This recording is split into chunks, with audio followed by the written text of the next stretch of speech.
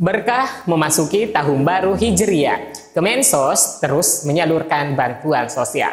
Masyarakat tentunya menyambut antusias, apalagi saat-saat musim pencairan kali ini. Menjadi penerima bansos menjadi berkah tersendiri, dikarenakan peralihan sumber data penerima yang menjadi rujukan berbeda dari tahap 1 sebelumnya.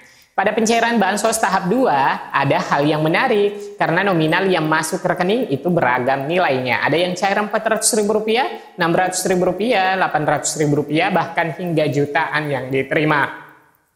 Mungkin tak disadari bagi penerima yang lolos sebagai penerima atau sasaran bansos menggunakan DTSCN dapat mencairkan bantuan secara bertubi-tubi. Bahkan kalau di total pencairan tunai ada yang mencapai maksimal bantuan Rp3,7 juta, baik pencairan lewat KKS maupun pencairan di PT Pos. Ditambah pula dengan bantuan beras 20 kg. Simak terus informasinya, saya akan segera kembali setelah tayangan singkat berikut ini.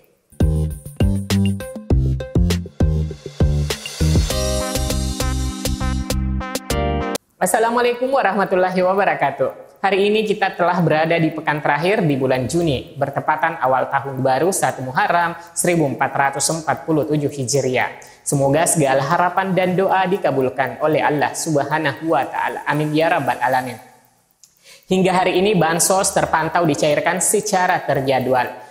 Pemerintah mengguyur bansos di bulan Juni ini yang melibatkan kementerian dan lembaga pemerintahan seperti Kemensos, Kemenak, Kementerian Pertanian, Kementerian Desa PDTT, Kementerian Koperasi dan UKM, hingga Badan Pangan Nasional. Nah, selain bantuan reguler seperti PKH BPNT, YAPI, PIP, pemerintah juga mengucurkan bantuan stimulus ekonomi yang diproyeksikan adalah KPM BPNT seluruh Indonesia yang totalnya itu 18,3 juta penerima manfaat yang didominasi adalah penerima PKH sebanyak 10 juta KPM. Artinya, sebagian besar penerima BPNT adalah juga penerima PKH, di mana data DTSCN untuk pertama kalinya digunakan dalam penyaluran bansos. Data DTSCN ini telah melalui pemeringkatan berdasarkan desil. Penyeleksian yang ketat terhadap penerima bansos diyakini dapat mengatasi exclusion error atau yang selama ini tidak dapat bansos, maka pada tahap 2 semoga mendapatkan bantuan sosial. Nah, untuk melihat perankingan DTSCN dan sasaran penerima bansos sebagaimana disebutkan pada Permensos nomor 79/HUK/2025 menyebutkan penerima program Keluarga Harapan menggunakan kelompok desil 1 sampai dengan 4.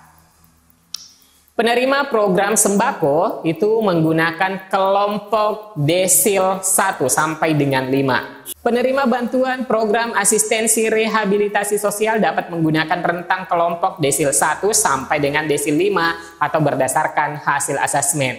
Dan penerima bantuan program kesejahteraan sosial di lingkungan Kementerian Sosial dapat menggunakan rentang kelompok desil 1 sampai dengan desil 5 atau sesuai dengan hasil asesmen pada masing-masing program. Nah, jika teman-teman belum mencairkan bantuan sosialnya hingga kini, maka tak ada salahnya menanyakan ke operator Siksenji di desa atau ke pendamping sosial maupun di kantor dinas sosial setempat. Nah, jika teman-teman ternyata sudah berada pada desil 6 hingga desil 10, maka dianggap sudah naik kelas menurut perankingan dari Badan Pusat Statistik. Sebagaimana yang diintegrasikan ke dalam data DTSCN. Dan kami sarankan teman-teman bisa mengecek statusnya di aplikasi Cek Bansos untuk memastikan apakah masih mendapatkan bantuan sosial dari Kemensos. Nah, pada bulan Juni ini, bantuan sosial BPNT dan PKH tahap 2 dicairkan dalam periode salur yang sama, yaitu per triwulan untuk alokasi bulan April, Mei, Juni. Dan ada tambahan penebalan bansos Rp400.000 baik penyaluran via KKS, Bank Himbara maupun PT Pos. Nah, pertanyaannya, apakah ada perbedaan nominal yang cair menggunakan KKS dengan menggunakan pencairan PT Pos? Nah, teman-teman, coba kita membedah bantuan yang masuk di kartu KKS yang mungkin berselisihan masuknya. Misalnya, bantuan PKH duluan masuk ke KKS, kemudian menyusul bantuan BPNT. Kemudian bantuan penebalan bansos Rp400.000 menyusul belakangan.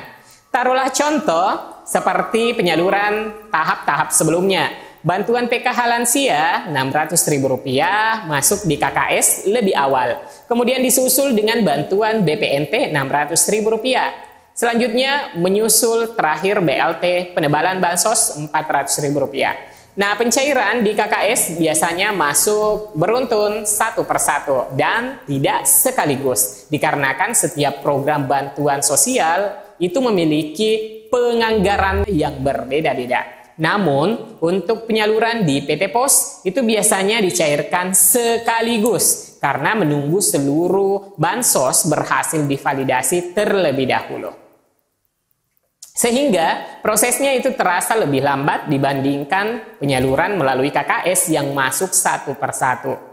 Jadi penyaluran PT Pos meskipun kesannya cair belakangan, tapi nominal yang diterima sekali pencairan itu langsung banyak karena total yang diterima dari berbagai program. Misalnya pada pencairan di PT Pos yang akan datang, ini akan menerima langsung mencairkan bantuan PKH tahap kedua disesuaikan dengan jumlah kategorinya, kategori keluarga maksimal hingga Rp2,7 juta sekaligus. Nah, selanjutnya juga ada bantuan BPNT untuk tahap 2 sebesar Rp600.000 ditambahkan dengan bantuan penebalan bansosnya sebesar Rp400.000 sehingga bantuan yang dapat dicairkan itu adalah maksimal Rp3,7 juta.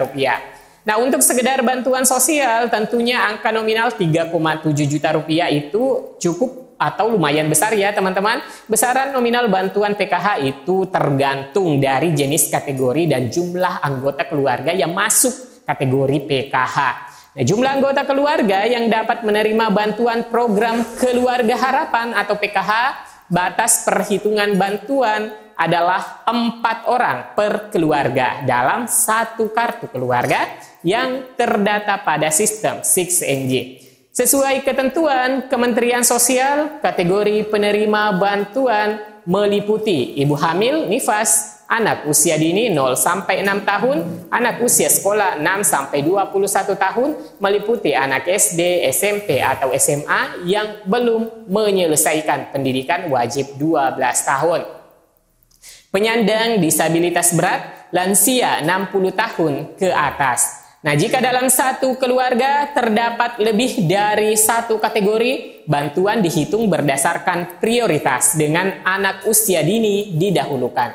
Total penerima per keluarga itu diperbolehkan hingga 4 orang sebagai batas maksimal sehingga memungkinkan satu keluarga itu atau satu keluarga penerima manfaat PKH bisa mendapatkan hingga Rp2,7 juta itu tergantung dari kategori yang dimiliki. Dan bila ditambahkan dengan bantuan BPNT-nya Rp600.000, ditambahkan juga dengan bantuan penebalan bansos Rp400.000, tentunya nilainya semakin banyak, yaitu Rp3,7 juta. Misalnya, salah satu KPM yang menerima bantuan PKH yang mendapatkan bantuan Rp2,7 juta dengan 4 komponen yang terdiri dari satu kategori ibu hamil ditambah dengan kategori satu balita ditambah 2 kategori lansia, total bantuan PKH yang didapatkan Rp2,7 juta. Dan bila ditambahkan bantuan BPNT untuk alokasi April-Juni untuk 3 bulan, maka akan mendapatkan bantuan maksimal sebesar Rp3,3 juta. Lalu ditambahkan lagi dengan bantuan penebalan bansos sebesar Rp400.000, maka total yang diterima pada penyaluran bansos triwulan kedua adalah Rp3,7 juta. Kemudian contoh lain misalnya dalam satu keluarga yang mendapatkan bantuan Rp2,4 juta, jika ditelisik data keluarganya terdapat 4 komponen lansia.